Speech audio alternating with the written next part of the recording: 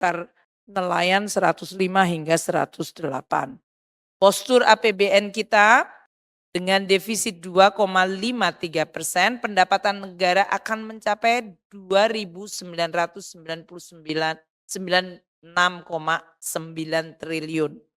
2.996,9 triliun. Kalau dibandingkan dengan tahun ini target 2.802,3 triliun.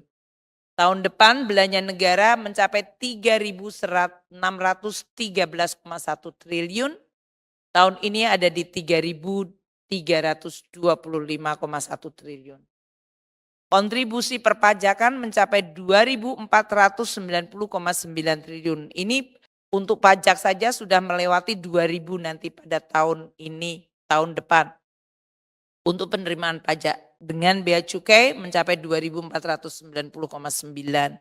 Kalau tahun ini 2.309,9 triliun. PNBP di 505,4 triliun, tahun ini 492. Belanja negara yang 3.613 triliun dibagi belanja pemerintah pusat 2.693,2 triliun dan transfer ke daerah 919,9 triliun. Oleh karena itu posturnya defisit APBN di 2025 adalah di 616,2 triliun atau 2,53% dari GDP. Ini dalam hal ini pembiayaan adalah 616. Kalau kita lihat postur ini didesain dengan konsultasi supaya program-program prioritas bisa diakomodasi, diwadahi dan mulai bisa dilaksanakan pada tahun pertama dari pemerintahan presiden terpilih. Agenda tematik 2025 kalau kita lihat di sini pendidikan 722,6 triliun. Yang mungkin perlu di sini dilihat selain program yang meneruskan seperti peningkatan akses tadi, kualitas pendidikan dan menggunakan instrumen yang sama seperti PIP, KIP kuliah, BOS, BOP, PAUD, beasiswa termasuk LPDP, juga pemberian makanan bergizi untuk anak-anak sekolah.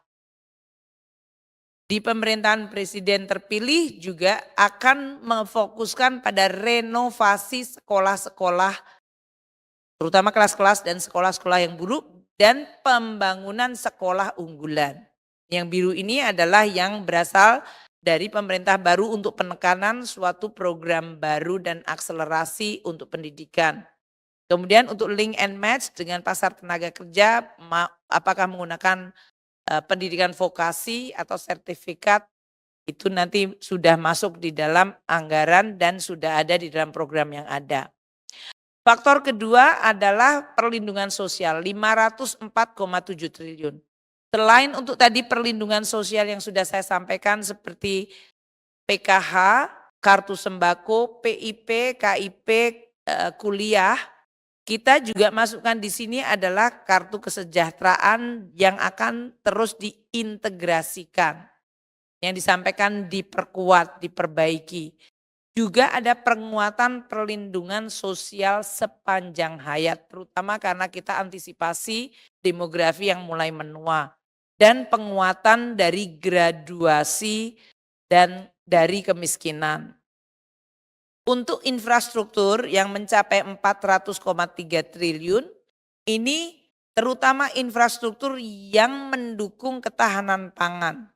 Karena presiden terpilih fokus kepada ketahanan pangan, jadi untuk infrastruktur pertanian, jaringan irigasi, dan bendungan maupun sampai dengan kepada daerah nanti. Juga infrastruktur pendidikan dan kesehatan. Kalau ini sudah diakselerasi zamannya Pak Budi Sadikin dan juga dari tempatnya Pak Nadiem dengan PUPR yang melakukan pembangunan. Penyediaan rumah murah menjadi salah satu hal yang akan ditingkatkan. Dan di dalam anggaran infra ini adalah untuk keberlanjutan IKN serta transformasi ekonomi, terutama untuk membuka daerah-daerah industri baru. Kesehatan akan mencapai 197,8, ini nanti Pak Menteri Kesehatan bisa menjelaskan untuk program-program apa saja. Ketahanan pangan menjadi salah satu perhatian dari Presiden terpilih dan oleh karena itu 124,4 triliun. Di sini selain apa yang sudah dilakukan oleh kementerian terkait juga untuk lumbung pangan, akses pembiayaan petani dan penguatan cadangan pangan nasional. Dan terakhir hukum dan HAM, Hankam 372,3 triliun. Ini untuk berbagai modernisasi alutsista kita, Alpa Hankam, penguatan TIK, dukungan dari industri strategis, dan kegiatan operasional hukum dan Hankam. Untuk program prioritas Presiden terpilih makanan bergizi gratis yang 71 triliun sudah ada di sini. Nanti akan dijelaskan oleh tim dari makanan bergizi gratis yang sekarang terus disempurnakan. Tujuannya adalah untuk menciptakan anak yang cerdas, tapi juga multiplier ekonomi di lokal juga akan ditekankan, yaitu UMKM-nya makin berdaya dan ekonomi daerah bisa bergerak. Bapak Presiden terpilih meminta supaya revitalisasi sekolah ditekankan. Kami mengalokasikan 20,3 triliun untuk kualitas pendidikan terutama bangunan ini, terutama pada bangunan. Karena begitu banyak ya bangunan ada yang rusak berat, menengah, sedang. Jadi ini nanti akan dibuat menjadi prioritas bagi pemerintahan baru sehingga mereka bisa membuat target rehabilitasi dan perbaikan sekolah.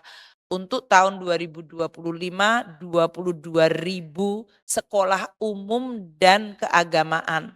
Dan ini diharapkan juga menciptakan multiplier. Karena ini konstruksinya sederhana, bisa dilakukan oleh perusahaan konstruksi lokal.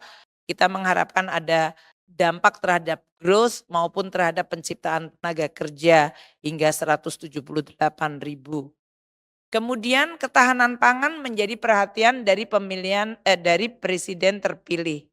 Kita mengalokasikan 124,4 triliun dari mulai sisi praproduksi, produksi, distribusi, pemasaran hingga di sisi konsumen yaitu dari sisi makanan bergizi, kartu sembako maupun stabilitas harga.